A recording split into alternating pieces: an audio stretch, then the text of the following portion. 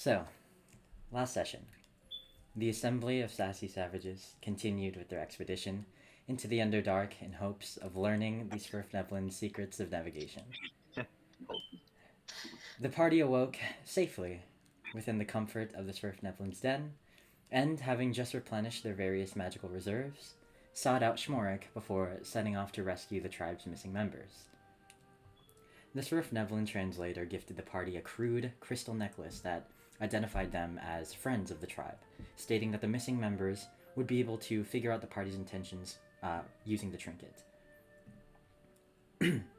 Taking a brief moment to eat before leaving, the party enjoyed a peaceful breakfast, and with the help of Hugh's spells, they were able to eavesdrop on a conversation between Schmorik and their soon-to-be guide, Tibula, where he warned her to be cautious of a creature called a Titanolumbris. After asking Schmorik to elaborate on his warning, the Svirfneblin told the party that the Titanolumbri are a species of large worm-like creatures that are responsible for many of the tunnels that form this layer of the Underdark. They are also one of the primary reasons why travel through the Underdark is so dangerous, as these powerful creatures are attracted to the movement of groups. Making note of the translator's warning, the party set off with Tibula in search of the bipedal, canine-esque creatures responsible for the disappearance of the missing Svirfneblin. After being guided through the winding network of tunnels, the party reached a point where Tibula no longer felt comfortable proceeding. She found herself a suitable hiding spot and awaited the party's return. With nothing but the job ahead of them, the party proceeded down the tunnel towards the sound of distorted growling and shouting. As the party reached the cavern ahead, they came to realize that the growling and shouts were actually the cheers of a ring of many of the canine creatures spectating a brutal fistfight between two imprisoned Svirfneblin. Unsettled by the display, the party agonized over how best to approach the situation, and combat broke out very soon after. The battle that followed was fierce and bloody, and the party soon found themselves surrounded and overpowered. In this fight, both Hope and Hugh were struck down, their condition unknown. Seeing two of her comrades bleeding out on the floor, Fellamore was forced to surrender by one of the glaive-wielding pack leaders. Nylik's surrender followed shortly after, but not before he was able to free the two imprisoned Svirfneblin, who promptly disappeared against the cavern walls. With the uncertainty of Hope and Hugh's conditions hanging in the air, Nylik and Fellamore were knocked unconscious. With the party's future uncertain and the fate of Hope and Hugh unclear, that is where we ended last session. Good recap. Thank you. It's fine. I'm fine. Alright. I was laughing the whole And- time. I had to. My coping mechanism is laughter. I can't stay serious. Alright. So you guys... Actually, specifically, Nylik and Fellamore. After being knocked out by the two larger canine creatures, you're unable to focus as you experience faint, brief flashes of consciousness. In the first few, you feel your faces being dragged against the rough cavern floor. In another sequence of flashes, you feel the weight of your travel bags being removed, and the tightening pressure of some kind of binding being wrapped around your wrists. You see the frightened faces of two Svirfneblin who are also restrained. A third Svirfneblin lies still at their feet. Your heads lolling, you see the creatures that captured you digging into your bags, pulling out your clothes and several of your rations. Both Hope and Hugh are laying alarmingly still next to you. You lose consciousness again. Eventually, you're able to will yourself conscious again. Let me just move you guys. What do you guys see? See, just Dark. a small room. Alright. Two guards. Alright. So, like I said, eventually, you're able to will yourself conscious again. But your heads are pounding, and you still can't seem to focus. You feel tired, like you might go under again. Fellamore, you notice that, in addition to having your wrists tied, you seem to be tethered to the wall, as is Nylik. Hope and Hugh are tied up, but they are untethered, and both are lying on their backs on the floor in front of you. You see one of the creatures, a pack leader you assume, one of the ones wielding a glaive. It stands over Hope and Hugh, poking and prodding them with the butt end of its weapon. Hope. As it pokes your abdomen, you let out a low groan, and you feel your eyelids lift very slowly. You feel very weak. Your consciousness is fragile. You feel that you'll only be able to stay awake for a few seconds before you go under again. And next to you on the floor, you see Hugh. As the creature pokes Hugh, there's no reaction. There's no movement. The creature prodding him pauses, grunts as if disappointed, and then begins undoing Hugh's wrist restraints. As you three watch this, Hugh, you feel your eyelids just slowly open. Everything around you feels surreal, dreamlike. You know that you've been injured, but you're unable to feel the pain.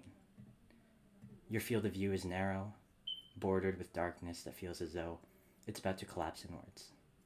You feel the slow, dulled sound of your own heartbeat.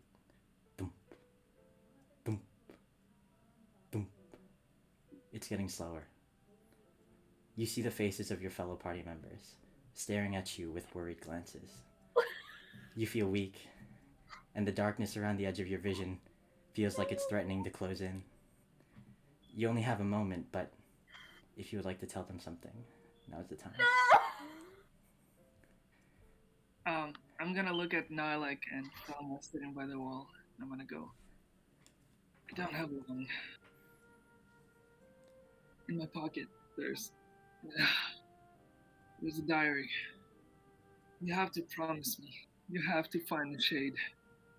You have to kill him. I do not care what happens to me. I only care that that man is dead. It's been a pleasure running with you guys. I wish you all the best.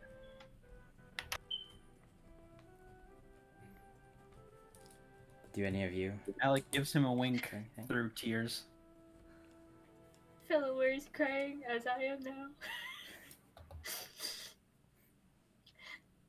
I'm sorry. I couldn't be a better friend.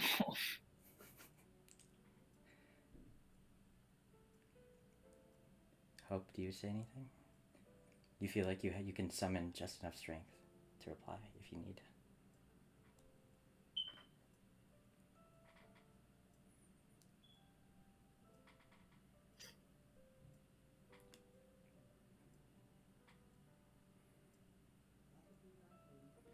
Hugh, wake me up when you decide to stop being depressed. Fuck you too. And with that, Hugh, the creature finishes undoing your bindings, and you feel yourself being dragged. You stare up at the ceiling of the cavern.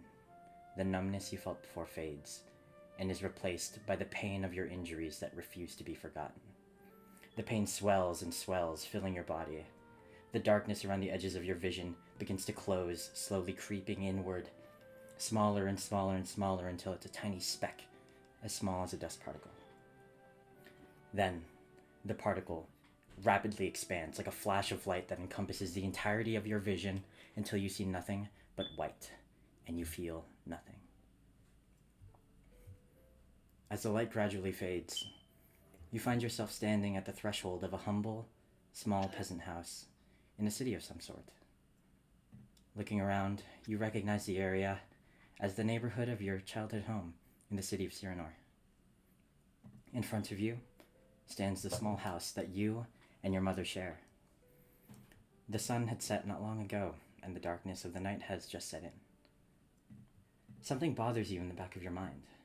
This feels familiar, like deja vu, but you can't put your finger on it. Weren't you in a lot of pain just now? You look down at yourself and at the clothes you're wearing. They're tattered, homespun clothes that your mother made for you. You seem to be about to outgrow them, but they're still holding together just fine. And then it hits you.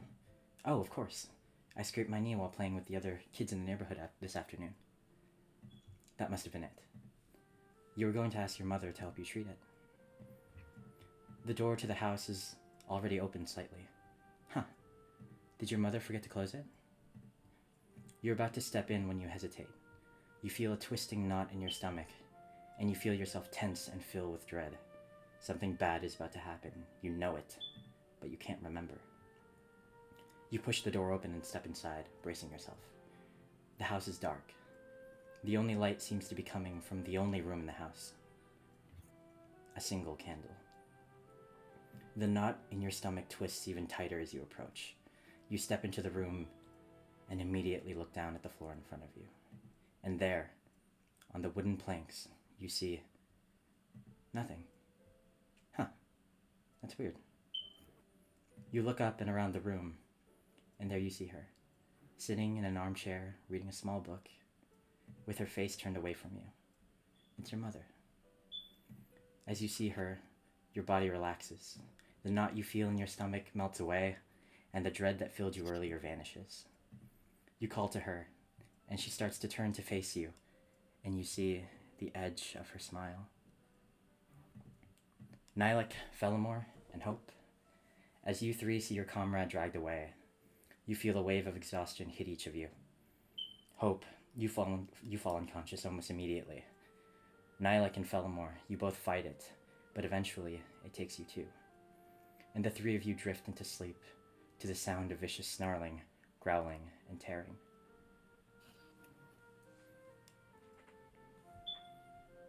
Well done. That was good. Nylek, Fellamore, and Hope. Hope especially.